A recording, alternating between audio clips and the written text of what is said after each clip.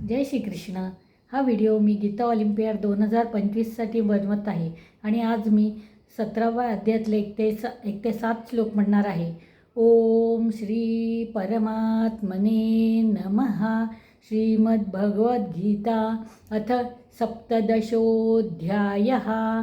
अर्जुन उवाच ये शास्त्रविधिमुत्सृज्य यजन्ते श्रद्धयान्विताः तेषां निष्ठा तु का कृष्णसत्त्वमाहो रजस्तमः.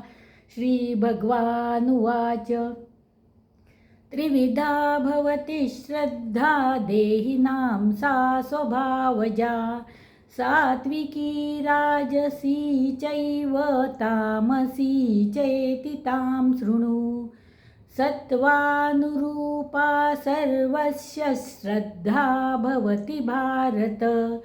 श्रद्धामयोऽयं पुरुषो यो यश्रद्धः स एव सः. यजन्ते सात्विका देवान् यक्षरक्षांसि राजसाः. प्रेतान् भूतगणांश्चान्ये यजन्ते तामसा जनाः.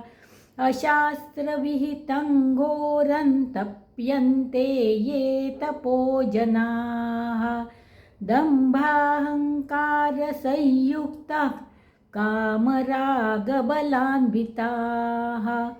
कर्षयन्तः शरीरस्थं भूतग्राममचेतसः. मयि शरीरस्थं तान् विद्यासुरनिश्चयान्. आहारस्त्वपि सर्वस्य त्रिविधो भवति प्रियः. यज्ञस्तपस्तथा दानं तेषां भेदमिमं शृणु.